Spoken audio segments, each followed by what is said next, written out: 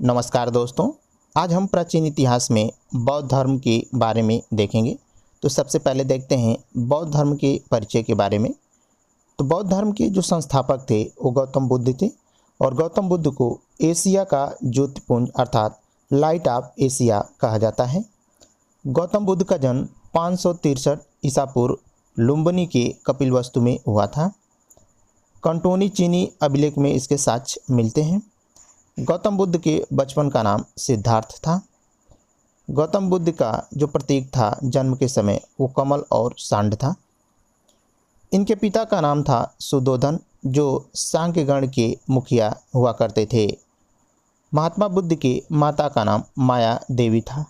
महात्मा बुद्ध जैसे ही 7 दिन के होते हैं तब माया देवी की मृत्यु हो जाती है, जिसके कारण से इनकी मौसी प्रजापति गौतम ने इनका लालन पालन किया। अगला प्रश्न बनता है कि महात्मा बुद्ध का विवाह कब हुआ था।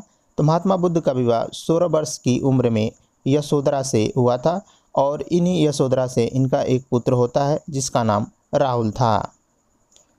चन्ना नामक साथी और कंथक नामक घोड़े के साथ कपिलवस्तु की सैर के लिए चले जाते हैं और जैसे ही जाते हैं तो वह 4 दृश्य देखते हैं। वो 4 दृश्य थे बूढ़ा व्यक्ति, एक बीमार व्यक्ति, एक लाश जाती हुई देखते हैं और एक सन्यासी को देखते हैं, जिससे वह काफ़ी प्रभावित होते हैं और वह घर से निकलने अर्थात सन्यासी बनने के लिए चले जाते हैं।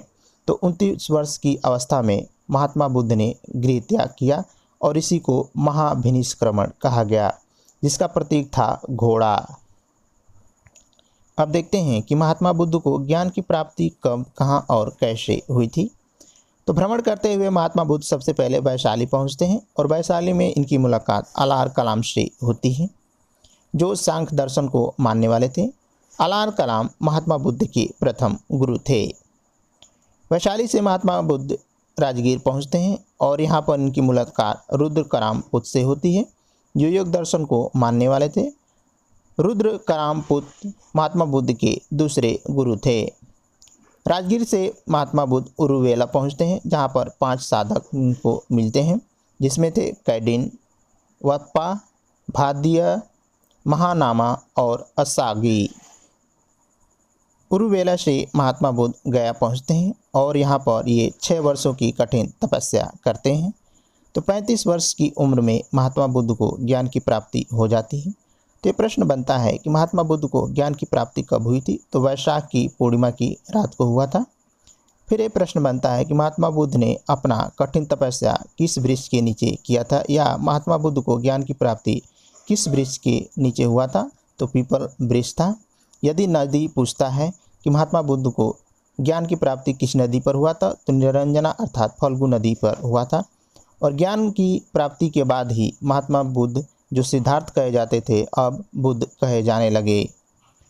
महात्मा बुद्ध को ज्ञान की प्राप्ति कहाँ हुई थी। तो बोध गया में।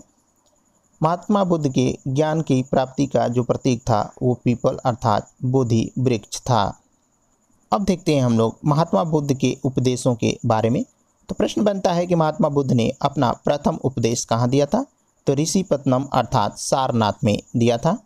इसी प्रथम उपदेश को धर्म चक्र प्रवर्तन कहा गया।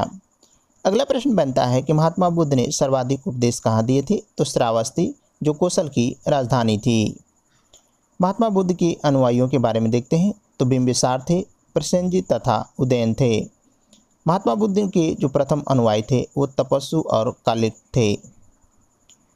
483 ईसा पूर्व में कुशीनगर में अर्थात देवरिया के उत्तर प्रदेश में महात्मा बुद्ध की मृत्यु हो जाती है।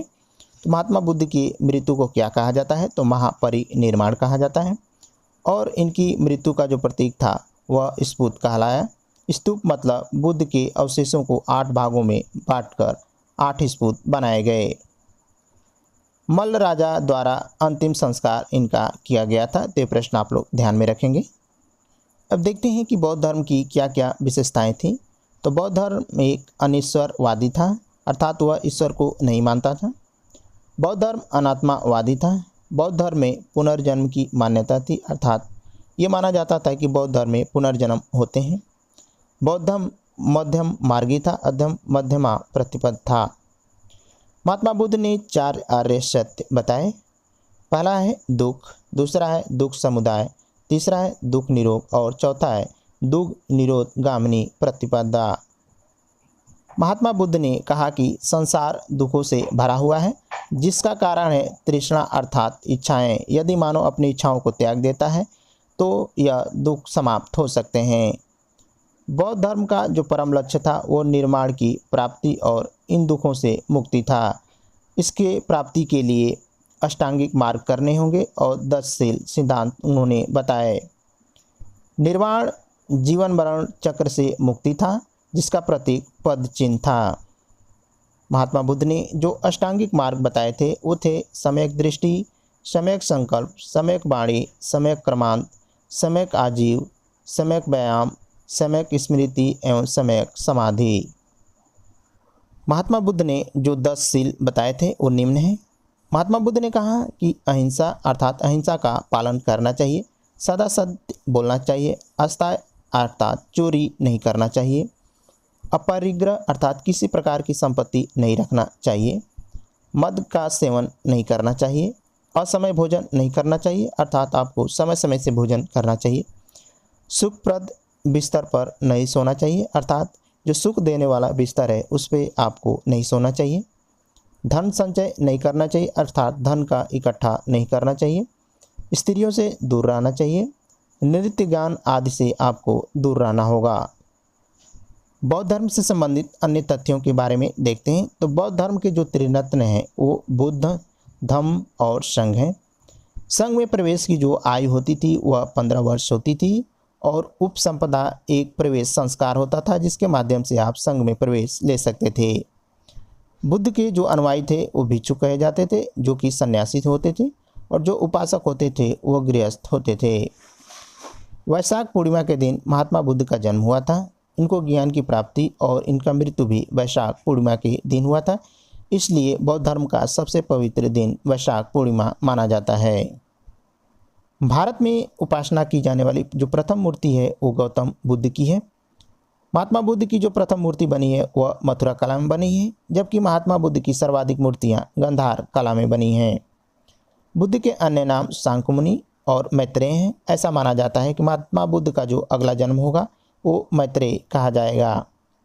तिब्बत, भूटान पड़ोसी देशों में बौद्ध धर्म का प्रचार पद्म संभव ने किया। इनका संबंध बौद्ध धर्म के ब्रजयान शाखा से था। इनकी 123 फीट ऊंची मूर्ति हिमाचल प्रदेश रेवालसर झील में है। अब देखते हैं बौद्ध संगीतियों के बारे में। तो यहाँ से प्रश्न काफ़ी महत्वपूर्ण बन जाते हैं। पूछा जाता है कि प्रथम बौद्ध संगीति कब हुआ था, तो 483 ईसा पूर्व में। और कहाँ पर हुआ था, तो राजगिरी में। इसके अध्यक्ष महाकश्यप थे। और किसके शासनकाल में प्रथम बौद्ध संगीति हुआ था, तो अजातशत्रु के शासनकाल में प्रथम बौद्ध संगीति हुआ था। द्वितीय बौद्ध संगीति 383 ईसा पूर्व में वैशाली में हुआ था। इसके अध्यक्ष सबा कामी थे और ये काला शक के शासनकाल में द्वितीय बौद्ध संगीति हुई थी। तृतीय बौद्ध संगीति 255 ईसा पूर्व में पाटलिपुत्र में हुआ था। इसके अध्यक्ष मोगलितीस थे, जो कि अशोक के शासनकाल में तृतीय बौद्ध संगीति हुआ था। चतुर्थ बौद्ध संगीति ईसा की प्रथम शताब्दी में हुआ था। यह कुंडल वन में हुआ था और इसके अध्यक्ष थे वसुमित्र अर्थात अश्वघोष थे। यह कनिष्क के शासनकाल में चौथी बौद्ध संगीति हुई थी। चौथी बौद्ध संगीति के बाद बौद्ध धर्म 2 भागों में अर्थात हीनयान और महायान में विभाजित हो गया। तो मित्रों, ये बौद्ध धर्म से महत्वपूर्ण फैक्ट्स थे। मिलते हैं अगले वीडियो में, तब तक के लिए नमस्कार।